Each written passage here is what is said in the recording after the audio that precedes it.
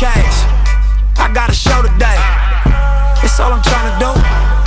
Hustle and motivate. Choppers a throwaway. Hustle the overweight. That's why they follow me, huh? They think I know the way. Cause I took control of things. Alright, ladies and gentlemen, welcome to our first episode of Hustle Codes Podcast. I'm your host, Favi, and we're going to be interviewing the most successful hustlers and entrepreneurs on earth, and they're going to reveal to us secret codes that help them build successful companies. Before we go any further, shout out to my man, Forrest behind the camera. He's our shooter. He's going to be getting different angles. He's going to get us some great footage for you guys, not only on YouTube, but also on every other platform such as iTunes. So definitely subscribe to the link below. Before we go any further with that, definitely check in with us. We just launched the Hustle Codes merch. So go to islandavla.com. There it is right there. islandavela.com. Use the promo code HC15 and you'll be able to get 15% off your entire purchase. So without further ado, this is a special episode for me, mainly because I consider him a great friend of mine, as well as a great business mentor of mine. From day one, he's always had an open door policy for me to come down here to Long Beach, pick his brain about business, and ironically, we're right back here in the West Wing, right here in the great city of Long Beach. So without further ado, the founder, the owner, a straight hustler, entrepreneur, coming from Hawaii by way of Long Beach, my man, David Bennett. Appreciate this. Little gift today, again, as he put up, a little Hustle Codes merch from, little tee, he can take, do his thing with it. So Dave, before we go any further, again, thank you for letting us come in here into the West Wing to be able to do this interview. It's come full circle for me as an entrepreneur, because like I said, every time I had a question, whether it be about business, whether it be about streetwear, whether it be about anything, you were someone that comes from the same element as me, came from being able to lose so much in terms of gang violence and stuff like that, but at the same time be able to rise above that and build a successful company. Not on Fairfax, not in West Hollywood, but right here. Never turn in Hollywood. Right here in the city of Long Beach. So what we want to do, Dave, is be able to go back to the early days. You know, where it all started. Where did you grow up at? What were you influenced by? Music, hip hop, you know what I mean, all that. We wanted to start from the beginning and then how we came all the way here to Westwood. Wow. So first of all, my name is David Bennet. So I was born and raised in Honolulu, Hawaii. 808. I can't tell you the year, you know, because it's a long time ago. So we moved here in Long Beach, California in the 80s. And from there, this is basically where I grew. I was like back and forth all my life. But yeah, from Hawaii to Long Beach and back and forth. And what was the reason why you guys migrated from the 808 to Long Beach? Was it some job offers for the parents, or what? Yeah, what was I was only like 10 years old when I moved here, so okay. My parents probably had better opportunity here. Okay. So coming to Long Beach again from the 808, going to LAX. I don't think they had Long Beach Airport at the time. Yeah. Getting off LAX and then saying, okay, this is new home. It must have been a culture shock for you. Like, again, we were already big culture shock. So big time. I know what Long Beach was in the 80s. Share with us what the environment was.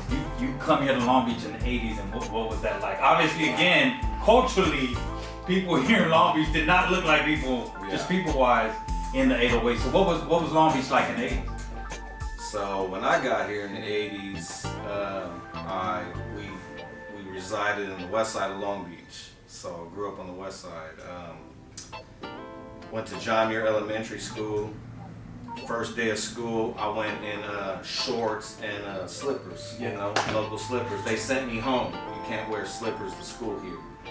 So that was one of the things that I had to get used to, you know. Meeting new people, like new cultures.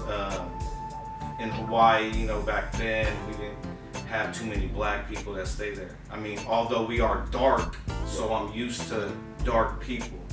But when I met black people for like the first time, seeing the Jerry curl, the 501s, you know, with the Cortez and the Latigre shirts, the Izod shirts, you know, it was something different. I noticed that fashion was, it already caught my eye. You know, it was different. In Hawaii, we're laid back.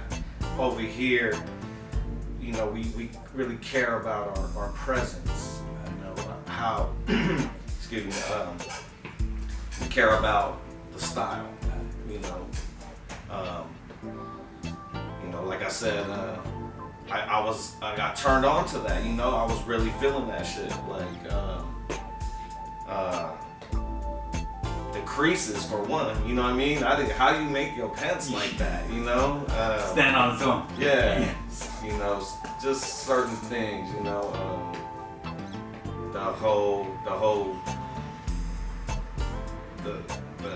The love over here was different, you know. Back home in Hawaii, we have the aloha spirit. You know, I wish it carried over to here, but no, you know, it's not the same. And I get it. You know, there's way more history here before I even got here. So let me touch on this point, David. I don't wanna leave this point. So you get here to Long Beach, you go to school for the first time, and you mentioned all the different garments that people were wearing. 501s, white tees, Ben Davis, Cortez. So growing up here, once you see these type of garments on someone, it signifies certain things, right? Yes, sir. So let's go back to that, okay? Growing up in Long Beach, obviously what I'm trying to allude to was there was that gang element that was present with you coming here, and how did that affect everything? Once you started to see, okay, these group of people wear these garments and in this color, I'm starting to figure out that there's this whole gang culture here that I'm totally kind of caught off guard, but how did you were able to kind of, all right, well, this is what it is now, and I got to figure this out? Okay, so, yeah, first, like I said, it caught my eye. You know, I really like their style. So, you know, I was a kid, so I didn't know nothing about gangs until you meet other kids that got brothers and cousins and all that was from gangs. So then once I caught on quick, you know. You recognize what a Crip is, what a Blood is, you know.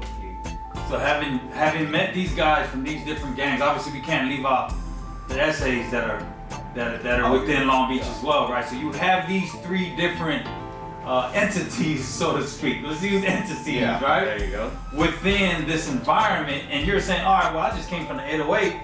For one, I'm already alienated because I'm wearing flip-flops and board shorts and a shirt, but I see that there's this whole dynamic and there's these little groups that actually have to come together at this school and somehow kind of coexist, right? And obviously there's this little tension that goes on because everybody's in these little groups. So you coming into that, how were you able to kind of fill it out and say, you know what, man, I got to figure out how I'm going to survive amongst these woes because they're really out here.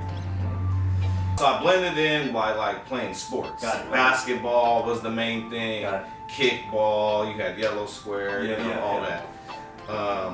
Elementary school stuff I'm talking. Tetherball. Yeah. I remember. You know, suicide. Playing all these games. To fit in, you know, like I said, I come with the Aloha spirit, so I like everybody, you know, I like everybody's style. So I made friends with the Mexicans, I made friends with the blacks, I made friends with the Samoans, the little white boys, the Asian cats, you know, I tried my best to fit in where I could. And then you do recognize like who's the shit later, you know, later in the game, get older, it's like, oh, I like how y'all carry yourselves. You guys are the best in this, the best in that, you know. Then you kind of, like you said, you pick sides, like, you know, where you fit in. But even then, I never picked a side. I never resorted to like gang banging or nothing like that. Although their lifestyles did attract me, you know. seeing their older brothers' cars, the jewelry, you know, the bread. You know, they got more money than my mom and dad type of stuff. And they out here on these, getting it on these streets, you know? So it's like, yeah, man, I'm thankful that I learned the game at an early age, very early age. I started, you know, I picked up quick, like I said. You know, I was actually a really good student in school, you know, good grades all the time. I was always in a program to where it excelled, you know, and kind of mix those two elements from book smart to street smart. And then, you know, later on in life, you can apply all those lessons you've learned. Like, you know, at the end of the day, you know, business is business. You know, doesn't matter what business you're in. You know, business is business. Now let me ask you this: now that you're in that environment, growing up in Long Beach, obviously music at the time was huge, especially within this area. Long Beach, Compton, LA, hip hop was really booming within these neighborhoods. What was the type of music that you started to listen to now that you're in this new environment? Were you able to bring some of the 808 here, kind of mesh it? And Long Beach being, it has its eclectic kind of feel to it, because you got, you know, like you said, the white boys kind of do their thing, and you got Mexicans kind of do their thing, and it all is like a big gumbo, right? Mm-hmm. So what was the musical influences now that you're in this new environment, and obviously you're like, whoa, what's this rap thing about? And you know, obviously with the gangs and stuff. So what was your musical influences, and what was that like? That's funny that you mentioned that, because I think for me that's what really did it. Okay. You know, so you got rock and roll music, you got country music, you got all this different genres of music.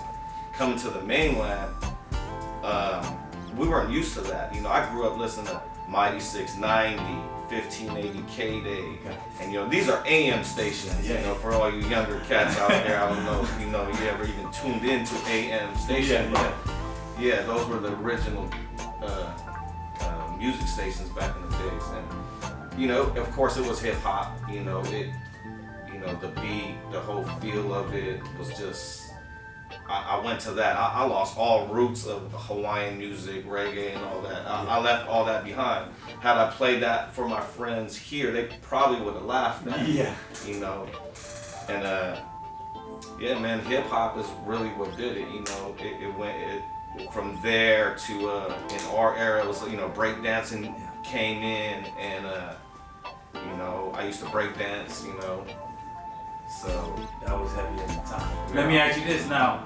When you got your first taste of hip hop, do you remember where you were at, what the group was? Were you kind of like, man, what is that? Like, how are they even doing that? And was it someone local versus someone from New York? Because I can tell you this, I still remember at the time, it had to be early 90s, when I was in front of my cousin's house, right here down the street in Carson, and Eazy-E just dropped. Cruising down the street, I never forget. I will always have this vivid memory of hearing that, because I'm looking at the visual of what he's actually rapping about and how descriptive he was of being able to say, you know, just rap about this life. So I still remember that when that first glaring, like, what was it like for you? Eazy-E was like, that's kind of like later on, but when I first got here and got turned on, it was like more like Sugar Hill Gang, all Africa Bambaataa, you know, all that. You know, shout out to the East Coast, y'all started that shit, you know, but we turned around and flipped it on y'all gangsta shit, you know. So, but yeah, shout out to the East Coast for that, for bringing that whole music vibe to us. Yeah. So high school, okay, we go from elementary, middle school, high school. What high school did you go to? Were you still in Long Beach? Did you go elsewhere for high school? Yeah, high school, went to Long Beach Poly. Okay. Got in a little trouble in like my junior year. My folks shipped me back to Hawaii. So I did a little, a year out in Hawaii. And then boom, came back, never finished nothing, bro. It was over. You went right back into entrepreneurship. And Dave made a good point. I want to harp on this. Back in the day, a lot of, let's just say, Pacific Islander parents would do exactly what Dave went through. The kids act up here, and they just send them either right back to Hawaii, ship your back to the Rock. somewhere to hopefully calm you down. And if you make it back, you end up making it back. So that's a very great point. But see, what happened was when they shipped me out there, I had more freedom than being out here. You know what I mean? Because there's more love out there for me. You know what I mean? So I took advantage of that. You know, and then when you came back, let's talk about when you came back to Long Beach. What was different at that time? Like, how old were you now, the process, and obviously mentality-wise, you were kind of beyond your years at that point. What were you thinking? Like, all right, well, I may not do the school thing no more, but now what's the next move for young Dave? I mean, honestly, it started in junior high school. You know, let me take you back just a little bit. Yeah, let's do that. Junior high school, you know, the homies would come to school in 6'4" Impalas on Dayton's, Suzuki Samurais on Dayton's, custom paint with the beat, elite scooters, you know, plushed out, custom. Like, damn, how are y'all getting this? Like, and you know, that was the crack era. That's when, you know, it first hit the streets, you know. So let's talk about that. Let's not, because we hear of a lot of. Oh yeah, okay. Yeah, we hear of a lot of, you know, especially hip hop guys, okay, older guys that say, you know what, everything was good until crack hit these neighborhoods, right? Now all of a sudden there was interviews where other guys were saying, man, we went from just having like 38s, but as soon as crack hit, now we got AKs and all. So let's talk about how the neighborhood, the face of the neighborhood, ended up changing as soon as crack hit the streets and all. Man, when crack hit the scene out here, it was like zombies out here. You know, like you could totally tell who was doing it. You know, they would be looking like a zombie. You know, like real desperate, real fucked up. You know, to be honest with you. So.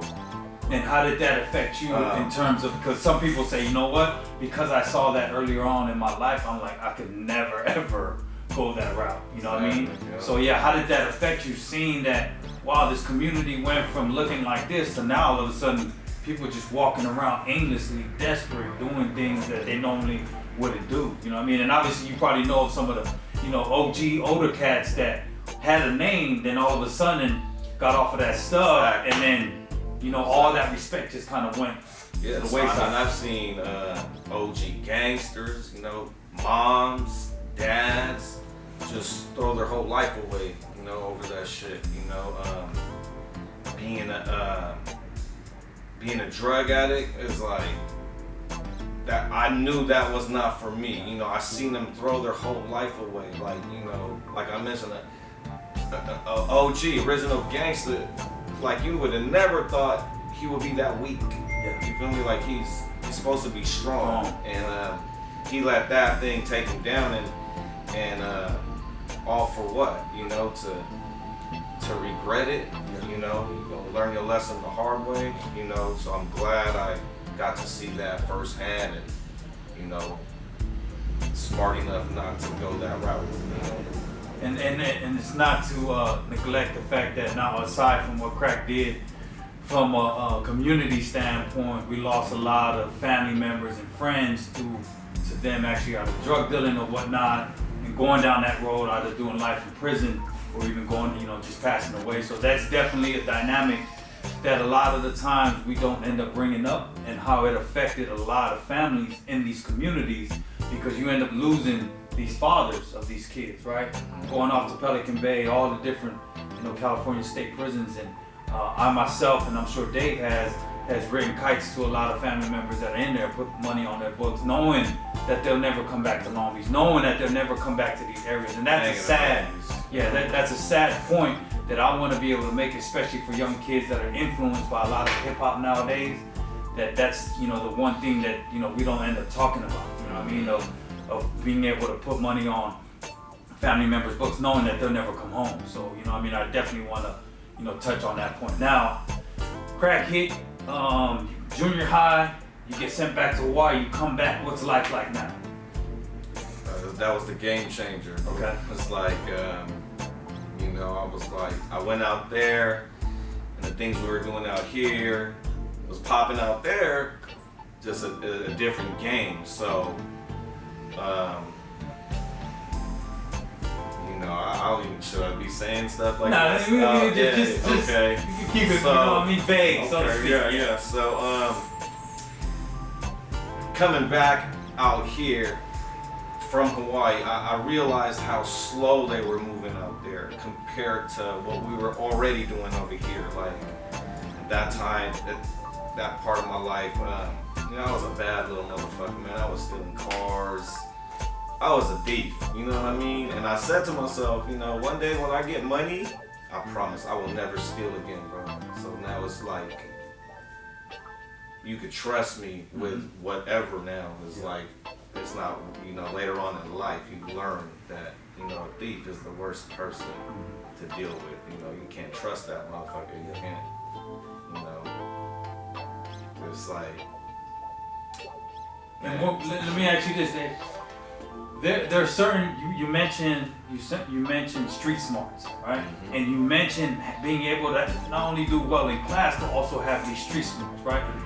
Tell me how street smarts was able to help you in your journey in life, right?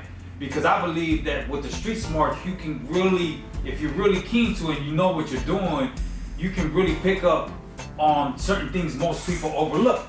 Body language, what people say that they were gonna do and don't do, right? So these are all these kind of instincts that you gain from the street, especially being in extreme environments, that you're able to utilize in life, right? So knowing that you said, man, you know what, at one point in my life, I did steal cars, but I noticed that, man, I wanna be able to build the trust in people, especially if I'm gonna go into business, because at the end of the day, if I'm doing great business, these customers trust me to provide a service or a product consistently, right?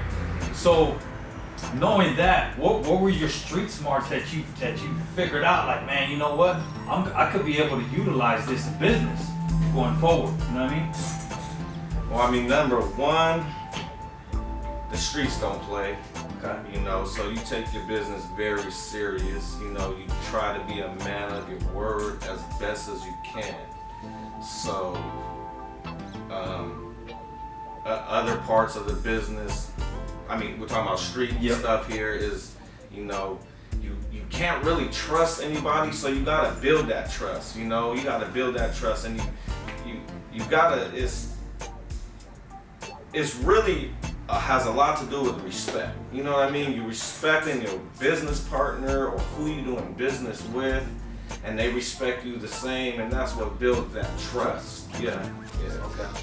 Okay, so now, don't go back to Long Beach Poly, it was a game changer. You started to get into these, let's just call it extracurricular activities. Probably did really well there, okay? And then what was the turning point that said, you know what? You know, from the beginning you had mentioned that this fashion thing always caught your eye. Like, man, I first got here from Hawaii, I saw the way they was dressing and I really liked that. So what was that kind of turning point and say, you know what? Enough of this. I actually want to do this, you know, fashion thing. I want to be able to sell clothes, or at least a product, okay, that's legal, so to speak. Yeah, so I mean, the first business I ever got into, I would import stuff from Hawaii. You know, all the goods they had out there that they didn't have out here. So, you know, I thought that it did work actually, but it wasn't really what I was after. You know what I mean? It was like selling other people's stuff. You know, and then if we go back to the street smart stuff, so you know you learn to buy and resell. Okay, that's a big point right there. You get a 50 double up, you turn it into 100, and then you know whatever, it goes on and on until you however far you want to go. Yep. Okay. Numbers never end, so you do what you do, you know, until you want it to end. Okay. And then when did it matriculate into actual clothing now? Like, you know, you said that, man, I'm tired of selling other people's stuff. Yeah, so I was importing stuff back and forth, whether it was Hawaiian strength shirts, to Filipino strength shirts, the puka shells, the ikaika helmets, all kind of shit that Polynesians want out here and it's not available. So I made it available it was cool. I did that for like a year. And were you just slanging it out the house, or were you just pulling up to the park? I actually got like a shop right here on Santa Fe. Okay. Yeah, 2521 Santa Fe Avenue. It all started. All right. Yeah, so that was my first shop. And then I did that for like a year. And then I partnered up with one of my friends, and we started a pager business. Oh, okay. So, all right. Beepers, for all y'all young viewers out here. It's a little device you put on your hip when you want to get, when people want to get a hold of you. They hit you on the hip. You have an option to call them back. Just, and I don't mean to interrupt, Dave. If you had a pager back in them days, you was doing it. Okay, let's just say that. So they was supplying, everybody in the neighborhood, including cats that needed that. Okay, we're in extracurricular activities for those beepers. So how did that go? How long were you able to do that?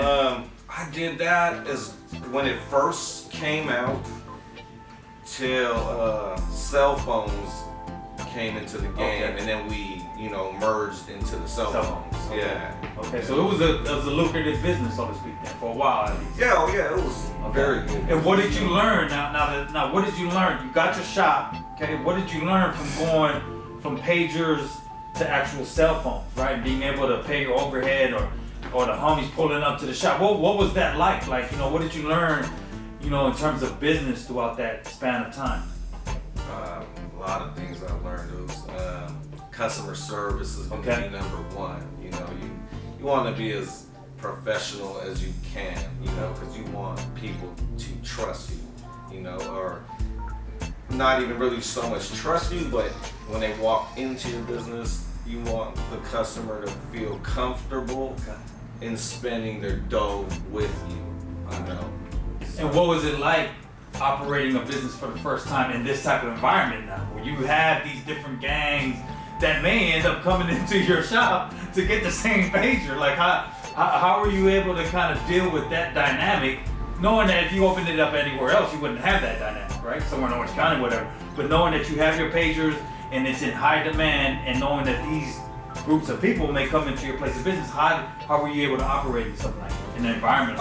It was cool, because being from this neighborhood, I catered to all the hoods here, all the gangs here. I took care of all of them. Like I said, customer service, they probably was feeling it. You know what I mean? So, I treated everybody the same way. Like gold, to be honest with you. That's how I try to treat every customer. You got a couple of them that'll come in, knuckleheads and stuff, and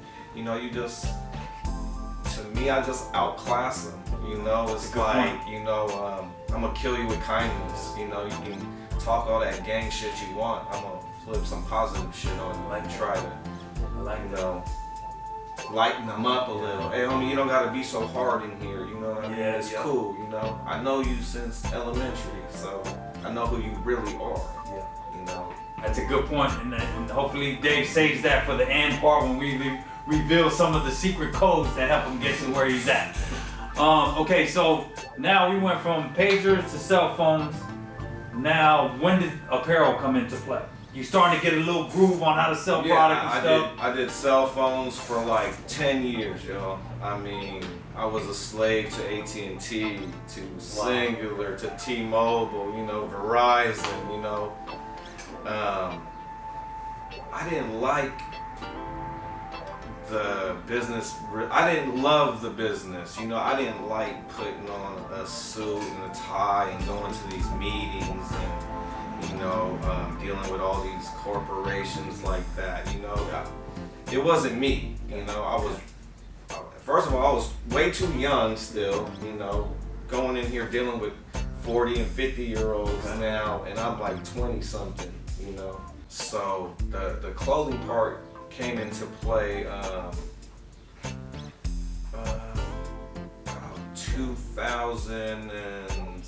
2003, around there. But even before then, I was already into it.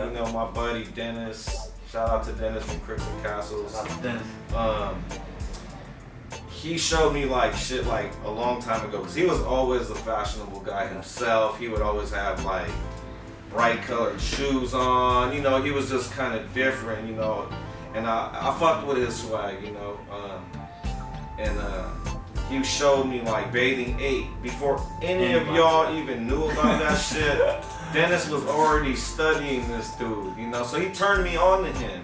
And you know, I liked some of that shit too, you know. But at the same time, we still had our own swag out here. Like, you know, like shout out to Nigo, babe. You know, he's really a legend in his game, man. Like, yeah. Okay. Yeah. So yeah, you met Dennis, and again, Dennis was probably early in building Crooks and Castles as well. So you said, you know what? I kind of already did this corporate thing. It's kind of really, I'm just kind of slanging their product, so to speak, again. What said, you know what? At this point, I not only want to continue to sell product, but I want to sell my own product, my own branded product that I can stand behind. I don't have to wear the suit no more.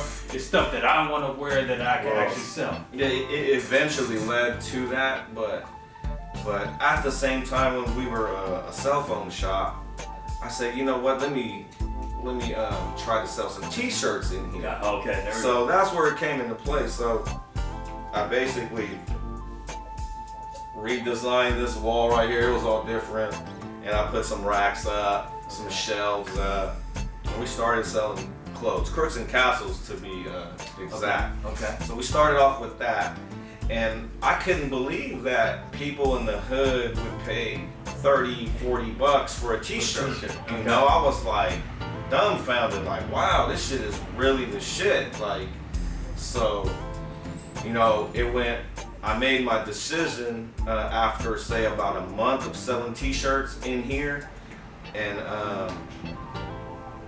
I said, fuck it, let's shut the cell phone business down and let's get into this clothing game, you know? And West Wing was born then, or like when did you, like, so how did the name come about? So the name came about, honestly, one of my homies was like,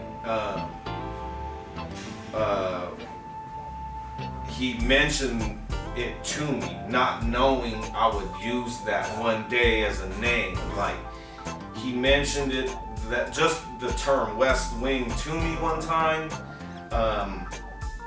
and I then turned that into my email. So my very first email was like dave@westwing.aol.com or some shit, you know. So it was on the West Wing. Okay. That's what my email was. Okay. Yeah. So don't try to email me there no more. That shit is, you know, that's some AOL shit. But from there, I was like, you know what? It makes too much sense.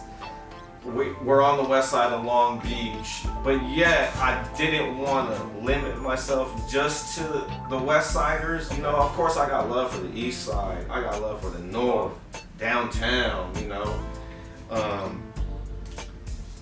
It's a Long Beach thing, you know what I mean? So they might not feel the same way, like, you know, but they'll learn, you know. Hopefully after this video they'll watch and see. I said it, you know, I got love for y'all. Like, I fucks with the East, you know. I got a gang of homies from the North. I got a gang of homies from everywhere in Long Beach. And then once you got West Wing, it's like, you know what? West Wing is the name. How did it go from the name to the logo to say, you know what? No more of this. We slang clothes now. Yeah. So I mean, back, I forgot to mention, back in junior high, I used to skate. Okay. You know, so I was a pretty good skater. You know. I said, you know what, let me mix the whole thing with the whole skate scene, because the skate scene was coming back, and I was like, let me mix it all up, you know, let's put fashion, skate, and all that. So we originally started as a skate shop with a couple brands of T-shirts in here, Crooks, Diamond, Girl, Chocolate, you know. We started off like that, and then one day I was like, hey man, hey D, can you make me a T-shirt for my shop, you know? And then he was like, yeah.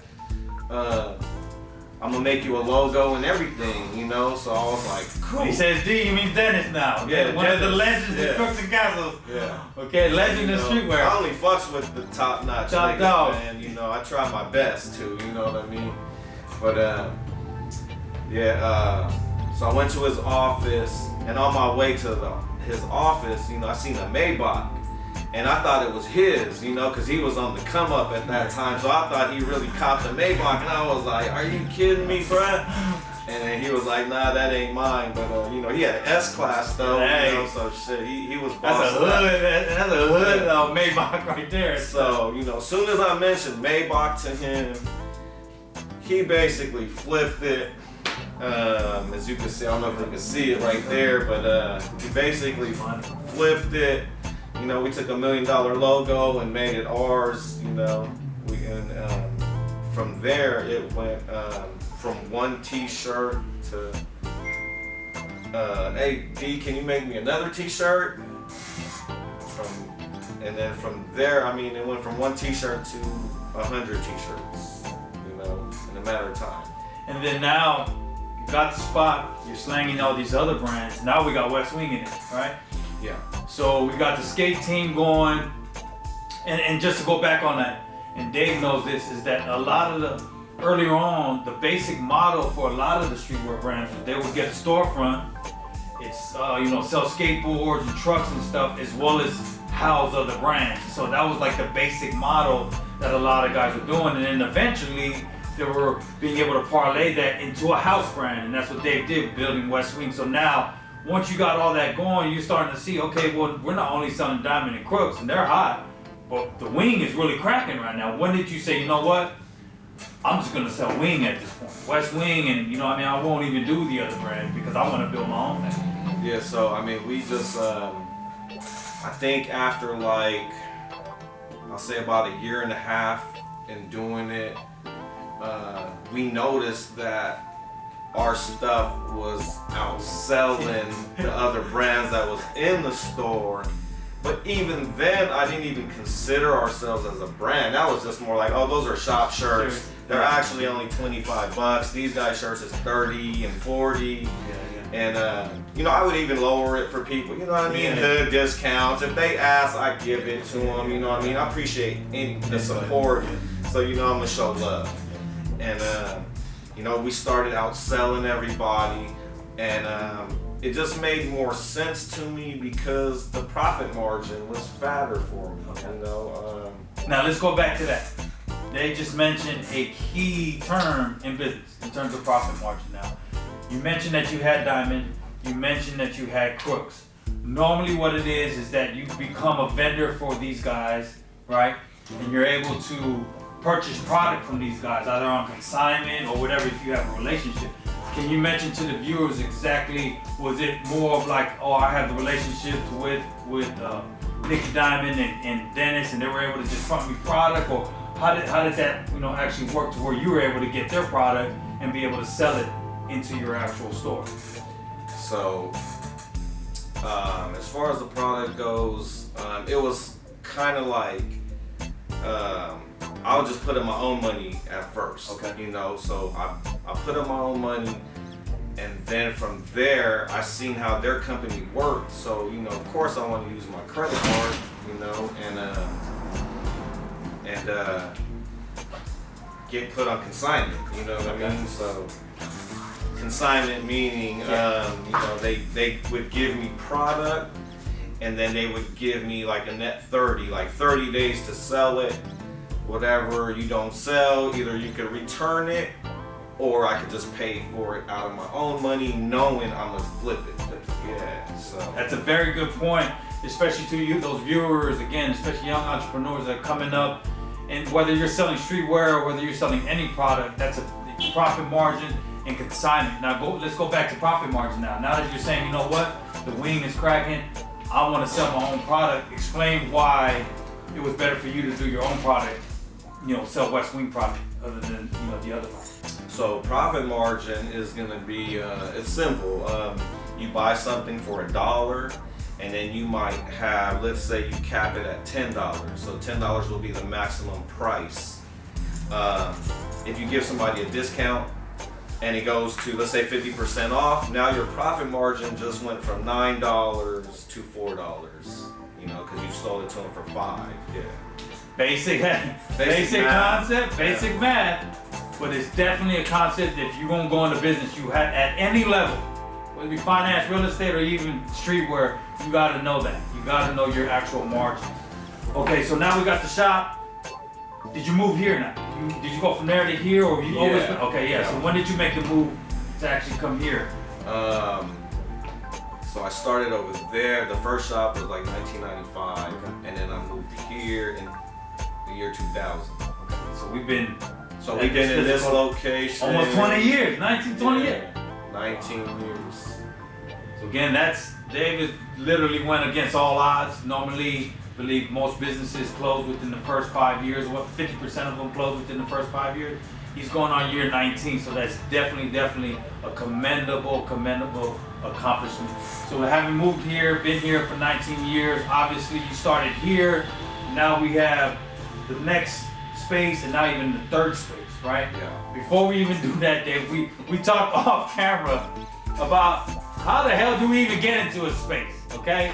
Meaning we gotta meet the landlord, he's gonna give us an application, we gotta show credit. Can you explain to us like basic kind of steps that you gotta go through in order to say, okay, this is my retail space, I'm at suite 100 or whatnot. What is like the basic steps that you gotta go through to actually? The process is pretty simple. First of all, you're gonna want to know what location, what city, you want to be in, and then look for the space. Then you're gonna have to contact the landlord of the space for sure, and make sure you have decent credit. Be prepared for the deposit they're gonna require. They might require your first and last month lease, and then lease terms. You might be cautious about that, because if you commit to a 5-year lease, then regardless if your store makes it or not, you'll be legally binded to pay that. Yes, pay that monthly lease or rent, whatever you want to say. And so if you're just starting off and you're not too sure, try to get the least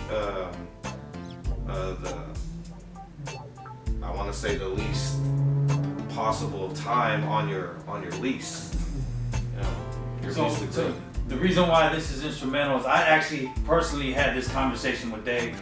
I was looking for some spots in Carson because I've always wanted to build my businesses there, replicate exactly what David's done here, kind of employ the neighborhood, and that way kids that grew up there could say, hey, well, if we buy from here, we can actually do this.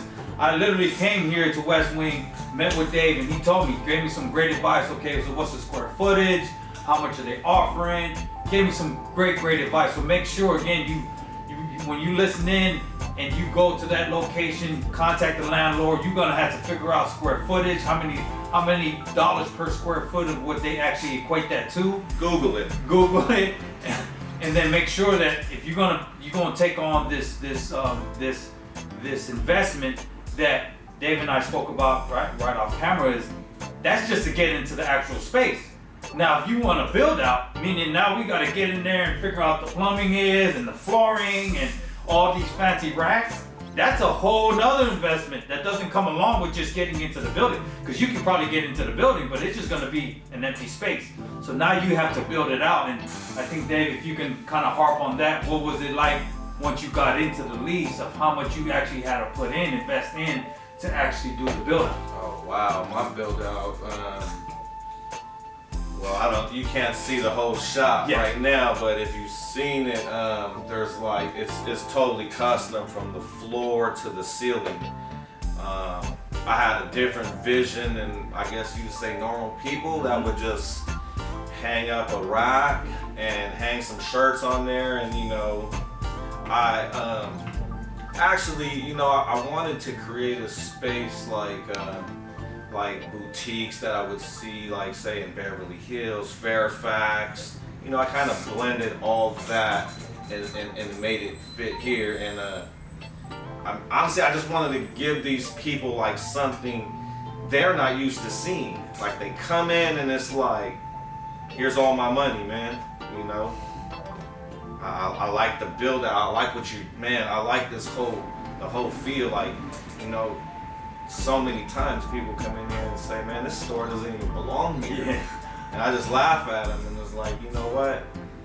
You know, we deserve the nice stuff too, you know what I mean? Yeah. Just because we're in the hood and you're not used to seeing it, you know, it's here now. Yep. So going on 19 years, that brings us to the last part, the segue, so to speak, of the future of West Wing, right? Obviously, David succeeded in business. He mentioned that he's been at this 95, now we're going on 19 years at this location here in Long Beach. What do you see the future of West Wing? And as an entrepreneur, I know you're involved in several other different things. Do you see yourself, you know, either staying in apparel? What do you feel, from your professional opinion, what streetwear is like?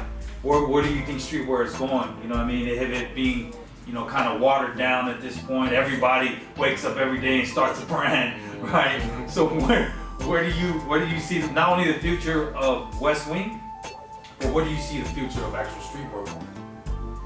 Well, as far as streetwear, I mean, it's pretty dead. You know, it's like it's kind of like, how should I say? It's kind of like making it another lane. You know, it's like you mentioned, you got all these kids starting brands, you know, and it's like it's different now. You know what I mean? It's like streetwear is like all the top brands, they already got it on lock. Yeah. You know what I mean? They got the formula, they got this, and they don't. Honestly, they don't want nobody else coming in there. You know what I mean? Unless you get in where you fit in and your shit is just that tight, your whole brand and all of that, then you know it's undeniable. You know what I mean? It's gonna make it. But yeah, I mean, sales are down in the whole streetwear industry. Every other business owner that I know, I always give them a call. Hey, what's going on, man? How are sales? And blah blah blah.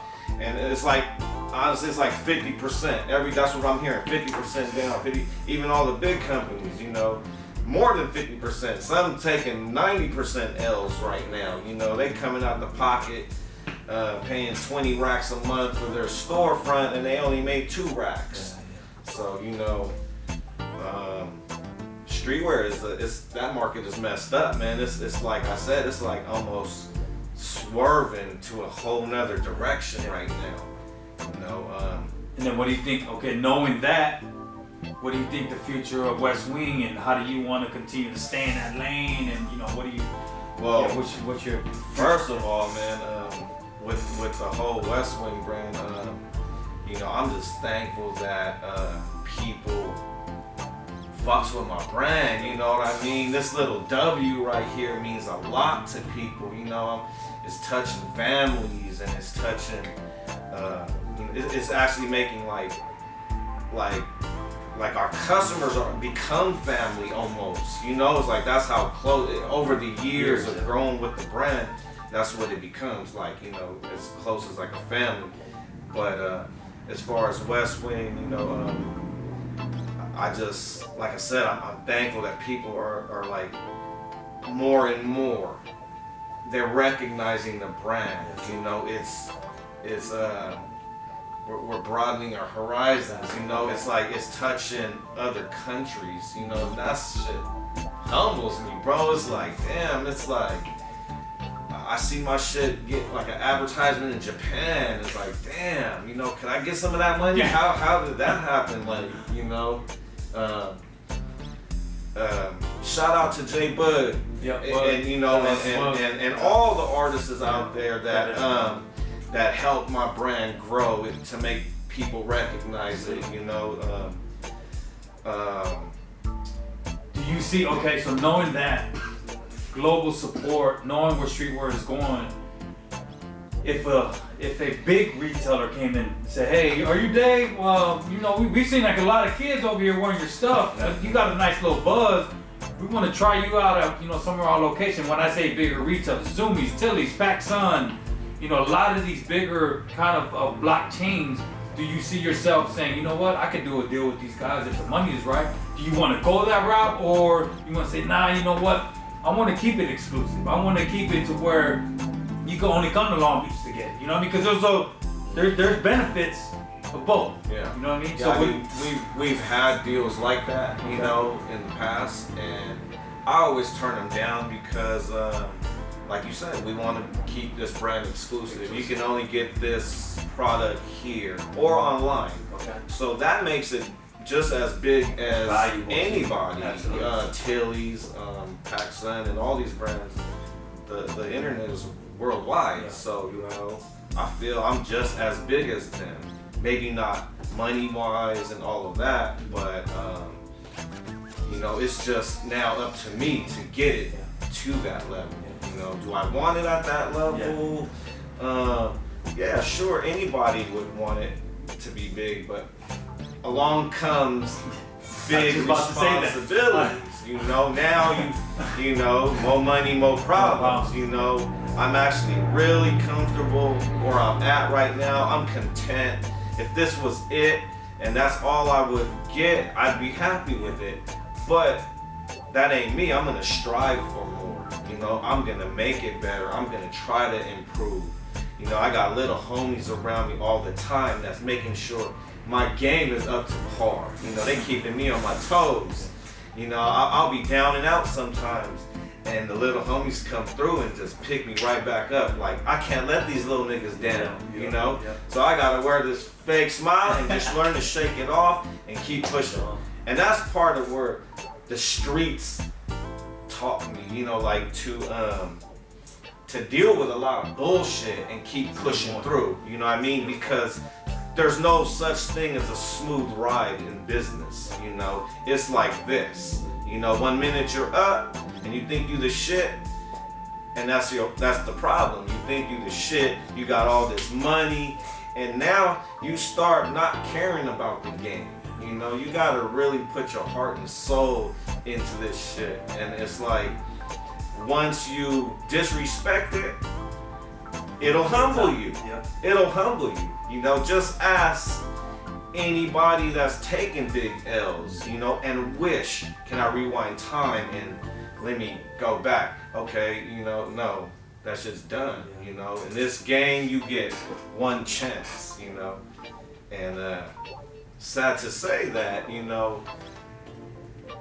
I've done it to where I thought I was the shit, and then you get humbled by not producing like you was. You're too comfortable now. Yeah. And I think I really want to make this point of what Dave had mentioned of going back to, being able to not only sustain a business here, but also at home. And I think we tend to, as entrepreneurs, we tend to leave that out, right? Because it's one thing to get your business going here. That's just business overhead. But I don't know if you're gonna sleep in your shop. But then if you have a family like Dave and I have, you got kids, you got all these expenses at home that gotta get paid for. So understand that this whole entrepreneur it's become very, very cliche on the internet. It's in everyone's bio. I'm an entrepreneur, I'm a hustler, I'm out there hustling, getting this money. But at the end of the day, this is what real business looks like. This is the conversation that real business people actually have in terms of being able to have an overhead and actually pay an overhead, whether it be in business, whether here at the business or even at home. And another thing I want to harp on what Dave had mentioned is he's had these opportunities in which these big retailers have come to him and say, hey, let's do a deal. But a good point that he had made, that comes with a price. And whether you're willing to take on that type of responsibility it's pretty much up to you, right? So understanding that, yes, it's a great opportunity, and you can look at it from a business standpoint, or even some of these kids that are, I'm signing these big, record deals, right? Well, that comes with a price. They're gonna give you an advance of $5 million, but that comes with a price, right? So I really want to harp on, yes, it'd probably be great to have your brand in the Zoomies and Tilly's and PacSun and be distributed worldwide, But that comes with a headache and it comes with a price, and we always want to be able to put that to the forefront. If in fact, it could be also a bad thing, because you may not even have the infrastructure to fulfill these orders. They put in a order for 100 racks. You probably don't even have that. So that could actually be a curse in that point, because you can't fulfill the actual order. There's a lot of situations you can get put in doing big business. You know, like he said, 100 racks. They make an order. Let's say you made that order for them and you send that shit out to them and you didn't get your check yet. You know, so at the end of the day, it's about getting that check ahead of time. Yep. You know, and then I'm gonna make your order, Yeah. or however you got your relationship built, because it's a lot of that goes around in this big business. You know. And Dave again mentioned, he explained what net 30 is. Again, 30 days from now you'll get hopefully get that check, or net 60, sometimes even net 90, right? So that's 3 months.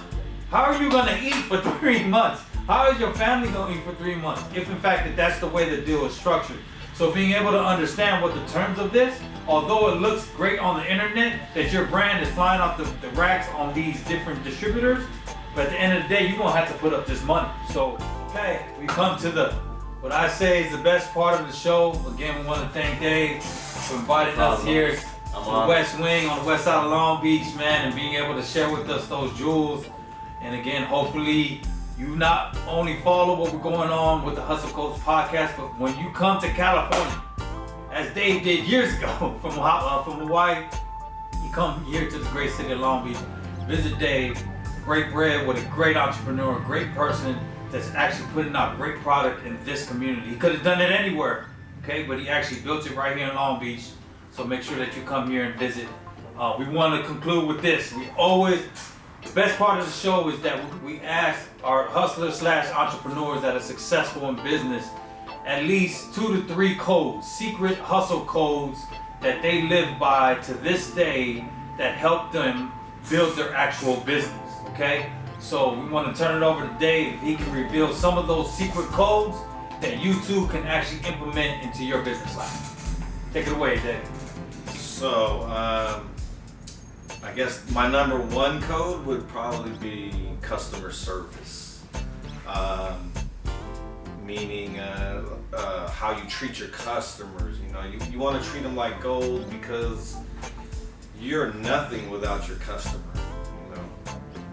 Number 2, I would say your relationship with either it's a manufacturer or your supplier or whatever it may be, your connect, your plug, because the relationships you have with them will determine your profit margins, you know, so that's really important, you know, versus they don't like you, so now they're gonna charge you $6 a hat, versus they love you, they charging you $3 a hat. So that's pretty important. Your relationships with your manufacturers, your plug. The third hustle code I want to tell you is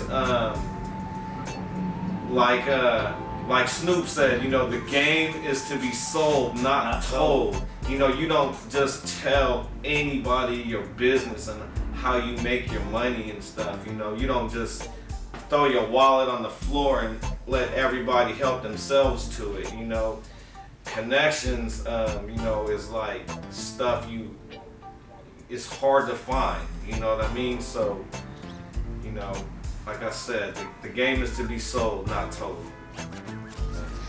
All right, last thing, Dave, can you reveal to the listeners and viewers where they can reach you at online, the address right here in West Wing where they can come visit you? Well, our store is at 1738 West Willow Street. That's in Long Beach, California, 90810. And social media stuff, everything is at West Wing LB. You know, Insta, Facebook, all that, Twitter. Appreciate that again, Dave. And we end with the tagline once again. Coach is free, but the hustle sold separately. Tune in next week. Subscribe to the link below on YouTube, as well as on iTunes and all the different platforms. We're trying to reach 1 million subscribers by June of 2019. Man, make it happen, Let's y'all. get it. Much love. We did it.